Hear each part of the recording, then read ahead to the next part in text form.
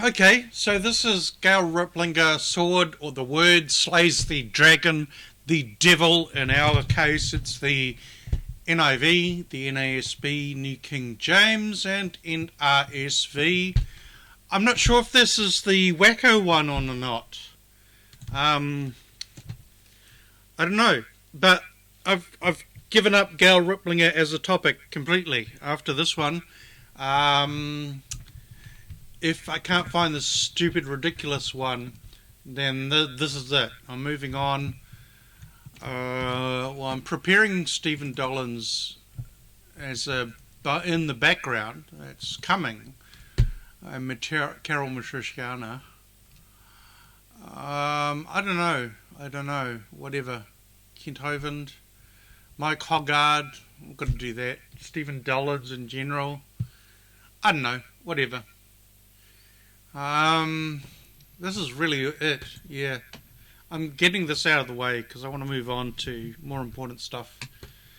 So, she goes crazy loopy here, but not as crazy loopy in the other one, which is taken from that angle, but she's further out in the distance. So, this could be the lunatic version or not.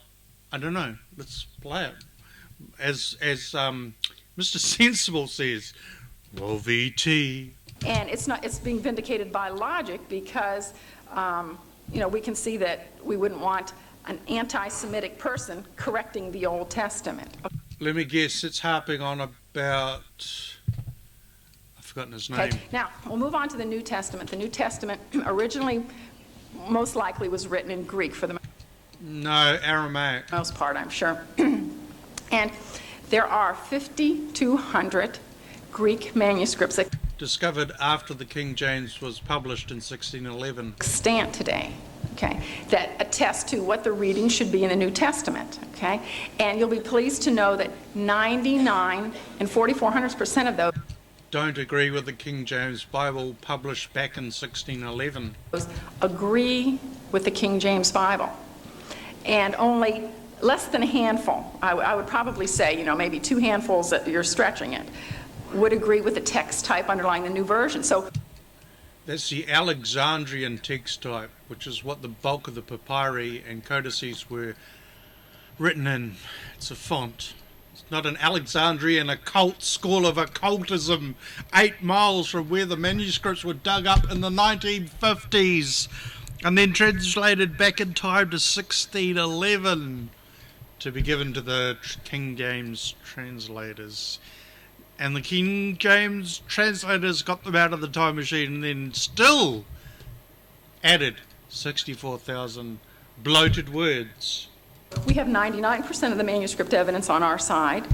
They have approximately 1% of the manuscript evidence. We have 5,200 Greek manuscripts on our side, plus the Septuagint, plus the Dead Sea Scrolls, plus the Samaritan Pentateuch, plus Codex Vaticanus, Codex Vaticanus, Codex Sinaiticus, Codex Alexandrinus, and this time I can add the Aleppo Codex, which is the Hebrew Old Testament from 1008 AD. I got that wrong last episode.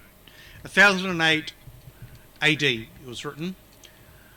We've got all the evidence of that compared to what the King James translators had, which was 6 manuscripts based on Erasmus's Greek New Testament Gail.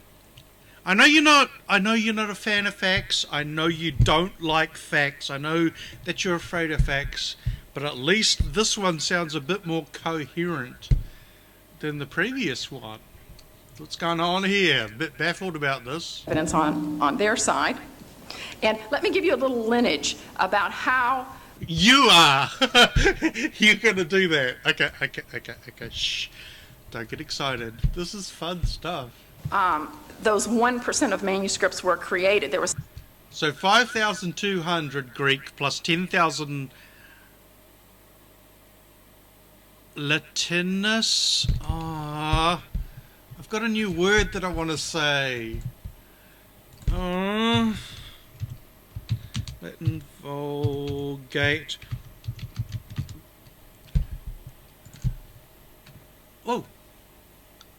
Hey, I'm online. What the hell is your problem?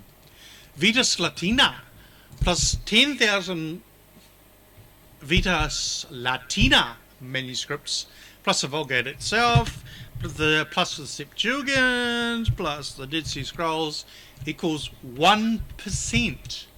Compared to the 6 manuscripts used in the translation of the King James Version of the Bible in 1611. So 6 manuscripts is 99%, and about 50,000 manuscripts makes up the 1%. Let's hear that again. I love that. Mathematics. This is gathmatics. And let me give you a little lineage about how those 1% of manuscripts were created. There was a 50,000 manuscripts equals 1%. A philosophical school at Alexandria, Egypt. So the Neoplatonic school in Egypt that sent manuscripts back in time to 200 BC under Ptolemy. Damn it. Gotta be prepared. Wiki. Don't even know how to spell wiki now. My brain is buggered. I've been doing this all day. 200 BC to 50 CE. They sent them back in time. This 1% of manuscript was sent back in time to 200 BC. Okay. And I'm sure many of you know about this already, but for those who don't, I'll go through a brief history. Alexandria, Egypt, sort of the crossroads culturally of the world, where East sort of met West. And at this Alexandrian philosophical school, So the philosophical school of sorcery and Neoplatonism, run by Professor Xavier himself to train mutants, also created Bible manuscripts and sent them back in time to 200 BC. Professor X, I think we need to have a talk here. Have you got a time machine in your school somewhere? we had Pantanius, we had Philo, we had Clement, and we had Origen. Can you pronounce their names properly? Please? I know you're making up this stuff on the top of your head, but at least get their names right. This is funny. Who are you talking about? Because there's nobody in existence that has their names pronounced like that. These gentlemen were scholars. They were very brilliant men, but they tried to fuse together Christianity. So Philo, Eusebius of Caesarea, Philo, Origen of Alexandria, and Clement of Alexandria went back in time and wrote papyri, manuscripts, and buried them in the ground. Okay. Yep. Got it. With Platonism. And No, Neoplatonism. Last episode you called them Neoplatonists. So that's the correct terminology for your bullshit conspiracy theory. Gail. Platonism was really just sort of an admixture of the Egyptian mystery religions and a little bit of The fuck? Seriously, she can't get anything right. Platonism. What the hell, man? It was based on the philosophy, background of Hellenistic philosophy and religion. So somehow Egyptian gods of Ra and Stargate travelled forward in time 1,000 years and got mixed in with Platonic philosophy in the 3rd century AD. Shit, Gail. I gotta hear that again. the Egyptian mystery religions. The Egyptian mystery religions were really Hellenistic philosophy in disguise. Okay, good. And a little bit of Hinduism. I think he spent some time in India. Who did? Constantine the Great. Who went to India? An admixture fused to get Fuck. philosophical school. We had Pantanius. We had There's nobody called that. Pantanius. Shall I look him up? This is bugging me. Who is Pantanius in the real world? Pantanaeus. She probably pronounced it as she spelled it.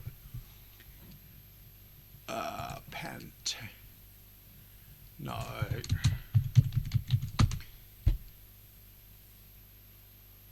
Oh God, I don't know. Pantanaeus. Pantanaeus, the philosopher, died in 200 AD. He was a Greek theologian and a significant figure of the word I can't pronounce, School of Alexandria from around 180 AD. Became influenced in the development of Christian theology. So what are you saying about that guy? How do you pronounce his name? Do they have a Google play button? I don't know. No, it's not. It's Pantaenus. Pantaenus. Thank you for pronouncing his name wrong, so I had to Google it. Thanks, Gail. Sort of met west. And at this Alexandrian philosophical school, we had Pantaenus. Pantaenus. We had Philo. Philo. I'll give you Philo. We had Clement, and we had Origen. These Oregon. gentlemen were scholars. They were very brilliant men, but they tried to fuse together Christianity with Platonism. And Platonism was really just sort of an admixture of the Egyptian mystery religions. Okay, got this. Platonism. We got Platonism. It's a strand of Platonic philosophy in the 3rd century AD as a background of Hellenistic philosophy and religion. Okay. Which was disguised as an Egyptian mystery religion. There's no Neoplatonism. It doesn't exist. It's a disguise. It's a front for Egyptian mystery religions. Gotcha. Okay, carry on. And a little bit of Hinduism. I think he spent some time in India. Who spent time in India? Plato? Pantaenus? Pantaenus. Did he go to India? So just go for India. Alright. So, in addition to his work as teacher, Eusebius of Caesarea reports that Pantaenus was at the time a missionary traveling as far as India. He was a Christian. According to Eusebius, he found Christian communities using the Gospel of Matthew, written in Hebrew letters, supposedly left to them by the Apostle Bartholomew, and which might have been the Gospel of the Hebrews. So he was a Christian missionary. And you're going to say what about him? Tried to fuse together Christianity with Platonism. And Platonism was really just sort of an admixture of the Egyptian mystery religions. Okay, so Neoplatonism is Egyptian mystery religion in disguise. Gotcha? Yeah. And a little bit of Hinduism. I think he spent some time in India. A Christian missionary went to India, therefore he became a Hindu and brought Hinduism back to Alexandria of Egypt, wrote a manuscript and sent that manuscript back in time to 200 BC. Right, on key. Gotcha, right. And so they tried to mix those two together. Now, this morning you saw those omissions in the new versions. You saw how all of those omissions would lend themselves to the one world religion of the Antichrist. There never was. I'm making this video in 2020. The Antichrist was supposed to be here in 2000. He's 20 years late. So your one world government, one world religion, one world economy is taking a hell of a long time to get its ass off the ground. How are you going to merge all religions that have so much infighting, tribe versus tribe, cult versus cult, denomination versus denomination, religion versus religion? would lend themselves to this merged kind of philosophy. Well, that's where they came from. There were several manuscripts created at this Alexandrian school. The Alexandrian school of wizardry and witchcraft and Neoplatonism, which was disguised as Egyptian mystery religions by Pantaenus, get his name right, sorry, Pantaenus, who was a Christian missionary who went to India, and Clement of Alexandria and Constantine the Great and Eusebius of Caesarea. They did what? That's where they came from. There were several manuscripts created at the... So Constantine the Great, Origen, my new friend Pantaenus, Clement of Alexandria, Eusebius of Caesarea, all created Bible manuscripts with a Neoplatonic Egyptian mystery religion bent to them, and sent those manuscripts back in time to 200 BC. Okay, at least I can understand that. Kind of philosophy. Well, that's where they came from. There were several manuscripts created at this Alexandrian school. P66 was one of them. So you have evidence that Clement wrote P66 or Origen or Eusebius of Caesarea or Constantine the Great or my new friend Pantaenus?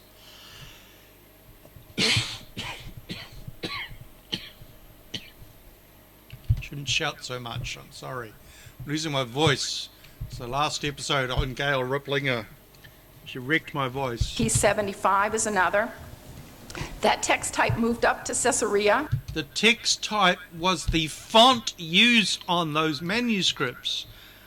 That font had nothing to do with this invisible Alexandrian school of witchcraft and wizardry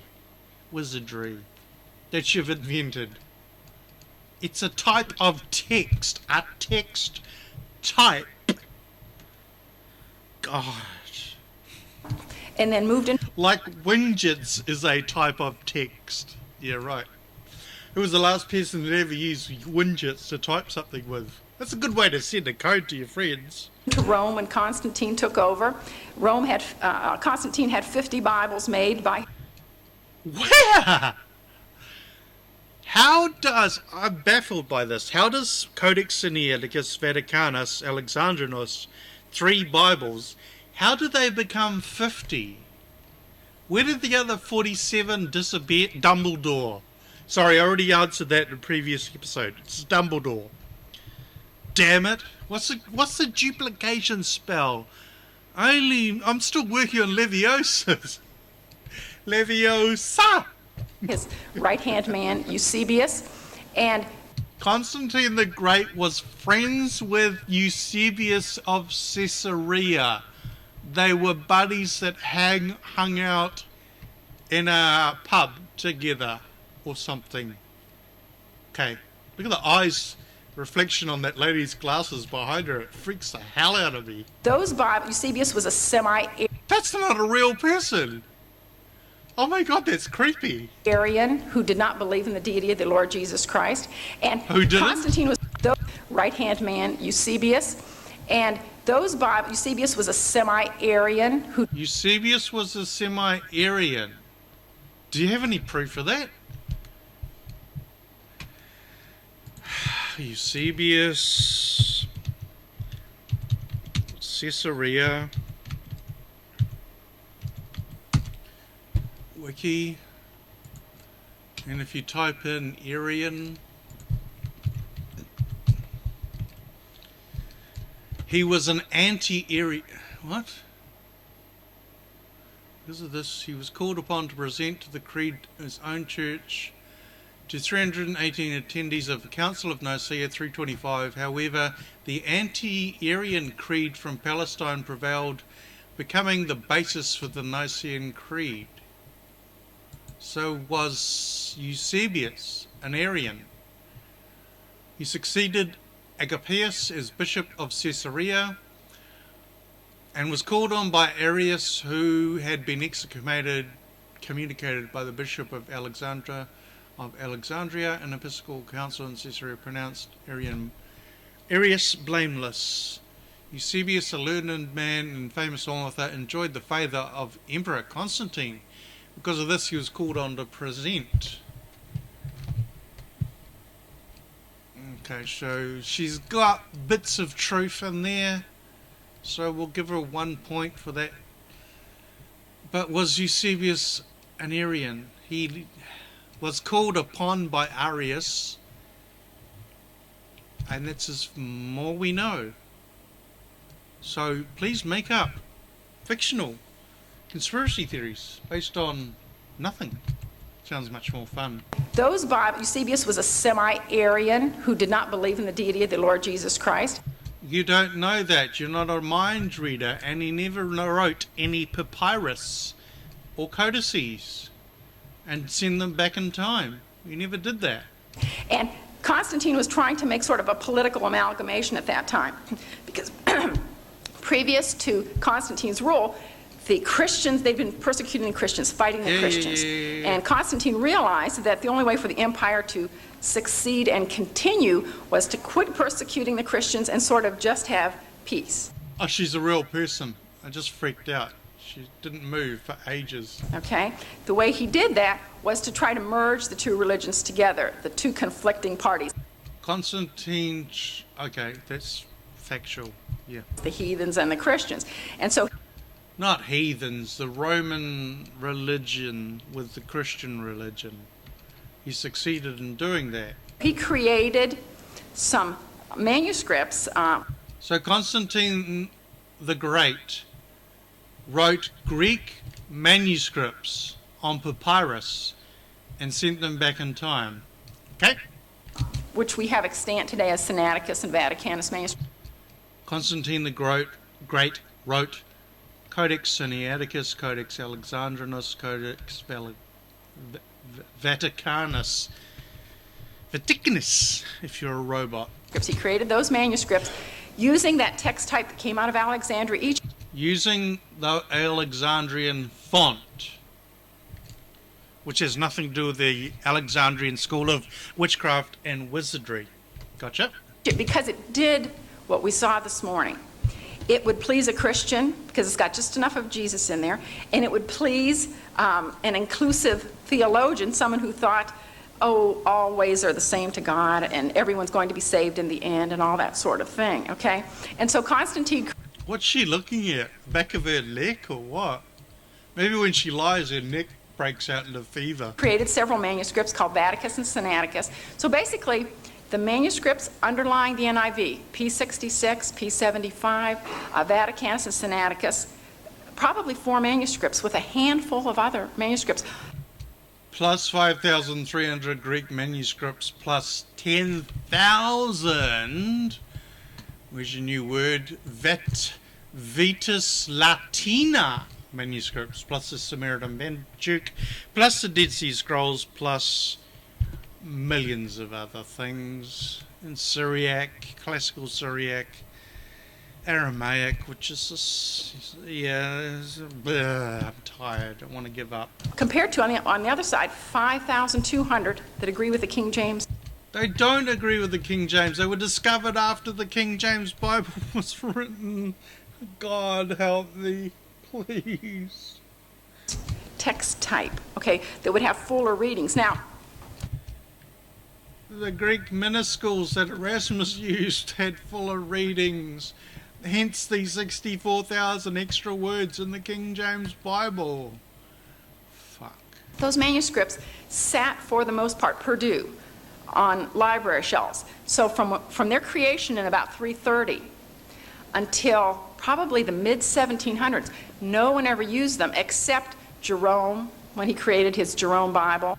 Oh shit, she finally made a fact. Wow, his Jerome Bible. Okay.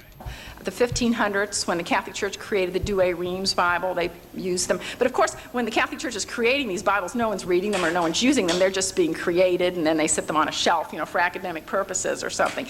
And then they created some Latin manuscripts also. But the who?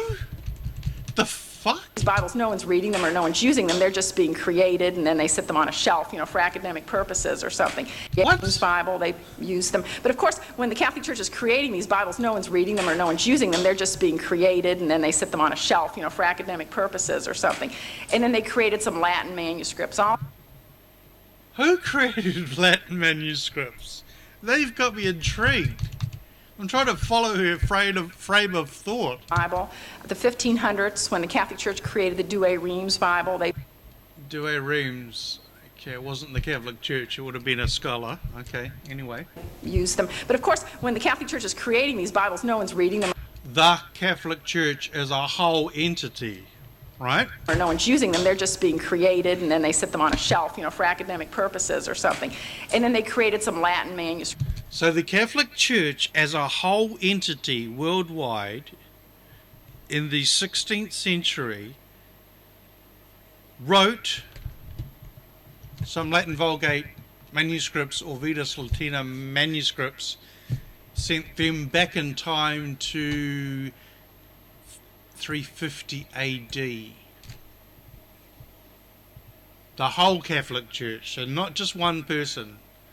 This is the whole entire Catholic Church created these manuscripts, these fictitious, non-existent manuscripts. Okay, move on. Also, but essentially, the body of Christ, the Christians in the world, never used these manuscripts. Because they all read from a Latin Vulgate Bible that very few had access to, but it was the Bible in existence from the time Jerome published it up until Martin Luther. I was going to say King. That would have been a blooper. Martin Luther. Yeah. Okay, so they sat there from 330 to probably 1750. No one ever used them. Luther came out of Catholicism before the 1800s, Gail. I'm tired. I want to go home. And some Unitarians. Now, Unitarian is someone who believes that Jesus Christ is not God. Okay, Unitarian means, in other words, God couldn't have a son. I don't care about that. I'm just wondering if she's created a fictitious Unitarian philosophy that doesn't exist. If you sat down with a real Unitarian, would they say this? Because people like this make up religious, nonsensical garbage about what Hinduism teaches, what Buddhism teaches. They don't know. And they're making up stuff and preaching them that information to people that aren't based on any facts. And she's freaking me out again. Her glasses are gone, all hazed up. All right. Some Unitarians, some German rationalists, some transcendentalists in Germany. Some transcendental meditators in Germany wrote Bible manuscripts. Now it's in Latin. So wrote, your new favourite word, Vetus Latana manuscripts. So was this with Bonhoeffer or without Bonhoeffer? Good question. Took those manuscripts. They were sort of unearthed and discovered, one of them around 1400 and the other around 1700. Those aren't manuscripts, they're codices. Can you get the word right? The thing that you're creating a fictition about, it's okay that you create fiction because it's entertaining, but at least call a manuscript, a papyrus, and a codex. Please don't mix the words. It hurts me so much. They discovered, they realized that they had something in these manuscripts. They had manuscripts that diluted the deity of Jesus Christ. So, get this. Okay. This is easy. It's pill time. The early Greek manuscripts, P66, P46, P75, which were a grandson of a grandson of possibly an original Aramaic papyri. I mean, we don't know how the New Testament, we don't know what happened from the time of Jesus till 150 AD. We don't know. There's nothing, everything's been lost. So we have to assume an Aramaic papyrus was created, and these early copies would have been as close, well, they are. We've proved that because the King James is so far away from the original text of the Bible. So these holy men that were creating early editions of the book of John, the book of Mark, book of Matthew, whatever, passing them around, translating them from the Aramaic to Greek. You're calling those people evil because it doesn't agree with your Erasmus-based Greek New Testament King James version of the Bible 1611. So you would like to call these early Christians who were writing these manuscripts down based on very, very early copies of what was going around spreading at the time, you're calling them evil. That's a very, very, very non-Christian thing to do, I'm afraid, lady.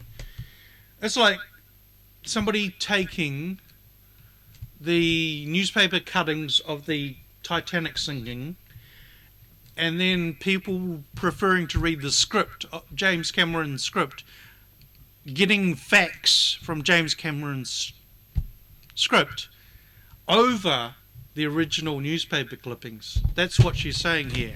Fill time. Let her waffle on a bit. That took away the power and the punch of the Bible. And so these higher critical scholars at the schools in Germany took those and started working with those manuscripts. And it wasn't really until 1881 that they received public popularity. And they received public popularity through two gentlemen who I'll mention to you, Westcott and Hort. They were priests in the Anglican Church in England. Anglicans are evil in this cult, by the way. Presbyterians are demonic. Baptists are, I've lost the word. Satanic? Yeah, that'll do. And they were both spiritualists, okay? They were both spiritualists because they ran a group called the Gnostic Guild where they tried to scientifically prove poltergeists exist, gave up, and I believe that's something that in this rational world today, if you could prove a spiritual realm, that would be the thing of the 21st century. That would be a cool thing to do. But she's saying because they did that, then they're evil. Therefore, burn all modern Bibles. Okay. In their biographies, it talks about their involvement in a club that they had. The club was called the Ghostly Guild. Yeah, okay? just explain that. That club evolved into the Society for Psychical Research a few years later. Okay. Here we go. Easy. Brooke Foss Westcott and Fenton John Anthony Hort, and last night I downloaded all their books. Thank you, Gail. You've motivated me to reread their commentaries on the Book of John, etc. Right, so they had a ghostly guild club, and they gave it up because they couldn't scientifically prove the spiritual realm. Then, stay with me, then Brooke Foss Westcott disapparated and became William Wynne Westcott, who got into psychical research, as she calls it. He was an esoteric Freemason, and he was a Freemason. He wasn't one of those flat earth conspiracy, only Freemasons are allowed to Antarctica or they'll get shot by penguins conspiracy theory. He was a Madame Blavatsky follower of Madame Blavatsky. Whatever it's called, I've forgotten. I did that last night. Don't need to repeat myself. So Brooke Foss Westcott disapparated, turned into William Wynne Westcott, and then what happened? Gail. most of the members moving into that other group. And something interesting is happening there. The Society for Psychical Research was, quote, favorably impressed with a woman named Madame Blavatsky. Now, most of you probably have never heard of her, but she is the arch-Luciferian of history, all right? She wrote 2 books, The Secret Doctrine 1 and The Secret Doctrine 2. And basically, the books are huge encyclopedias of ancient Gnosticism, for the most part. But she was promoting in these books the worship of Lucifer. She had all these occult powers, and they interviewed her, and they were favorably impressed with her. And I wonder if there's anything factual in what she just said. That would have to be a separate episode. Yeah, I really don't trust anything that comes out of her mouth. Can you imagine gentlemen who were favorably impressed with a woman like this, okay, tampering with the text of the Bible, giving... So, Brooke Voss Westcott, who disapparated or obliviated or Avada Kedavra and became William Wynne Westcott, who was friends with Madame Helena Petrovna Blavatsky, went into the body of Brooke Voss Westcott, took over his body like the guy in the Goblet of Fire by drinking a potion, and then created a Greek New Testament that is comfortable with Neoplatonism, which is disguised as Egyptian mystery religions, and went to India as a missionary and came back as a Hindu. Gotcha. Right. Okay. Got that. Us a new text of the Bible, and this is exactly what happened in history past, okay? But these gentlemen, Westcott and Hort, were brilliant Greek and Hebrew scholars, okay? They took those ancient handful of manuscripts. I'm not going to even say anything. They didn't have the Dead Sea Scrolls. They didn't have P66, P46, P76. They worked with what they had, and they were the grandfathers of Bible textual criticism. Without them, there would be no Bruce Metzger, Kurt Arland. Wow, that's insulting, Gail. And created what we have today, or, you know, it's in libraries, no one really uses it, but the revised version. The NRSV. Okay, well, I'll give you that. It's probably factual. Which then became the revised standard version, in which today you would see on the bookshelves at a Christian bookstore as the new revised standard version of the Bible. Well, if it was published after 1952, then they would be using Nestle Arland's Greek New Testament, not Westcott and Hort's Greek New Testament of 1881. And no, he was not Jack the Ripper, Gail.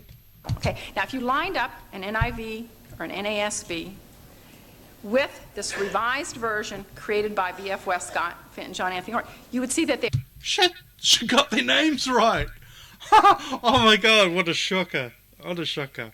65,000 less words because it's translated from the early manuscripts rather than late manuscripts, which went into the King James with their extra 64,000 bloated words, added verses, added names, added words, added chapters in some cases. Gail. They are practically identical. These gentlemen, B.F. Westcott and Fenton John Anthony...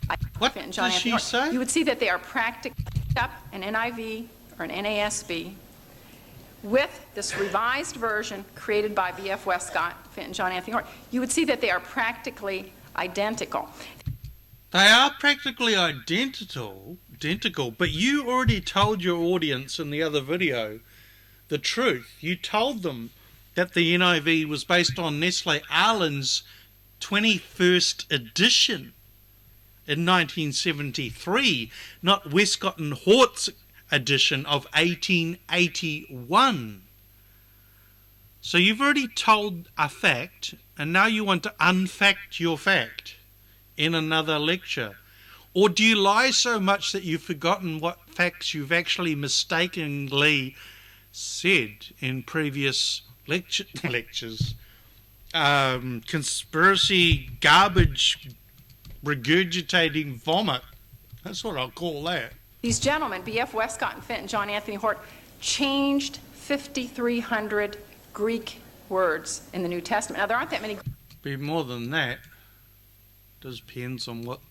That's their job, not mine. This is what these people get paid to do, to create Nestle Aland's new editions. They're up to 28 now, and my problem is it costs me $74 if I want to buy it. I'm going to have to come up with a way to raise money for it. New editions, Nestle Aland's, nothing to do with the Westcott and Hort, but you're saying what? Greek words in the New Testament. You know, maybe there's 1,800, 200,000, something like that. 180. What? There may be 1,800 words in the New Testament. The fuck? 180,000, 200,000, right? But there aren't that many. So if they changed between 5,000 and 9,000 words, they are making a serious change. And there's a big... Correct, because there was a whole chapter added. Oh, God. It's just too... I want to go home. Clamor at that time. The Church of England and the Queen wouldn't have anything to do with it. And she said, this is a new Greek text. This is not the text that the church has had, you know, from day one. And they moved it into the seminaries. It moved into the United States through Union Theological Seminary, which at that time was very, very liberal. And then it moved into what I would call fundamental circles through two fundamentalists, Hodge and Warfield. Okay, they went over to Germany. I'm going to give up there. I'm going to stop this episode. We've reached the 42-minute mark. Funstead and Hodges aren't their real names. That's not how you pronounce them at all. I think one of them was actually on the show she was supposed to be on with John Ankerberg. But whatever. She says their names wrong, so I don't know who they are. And I do care when I get to talk about them, but I don't care for this episode. So stop recording.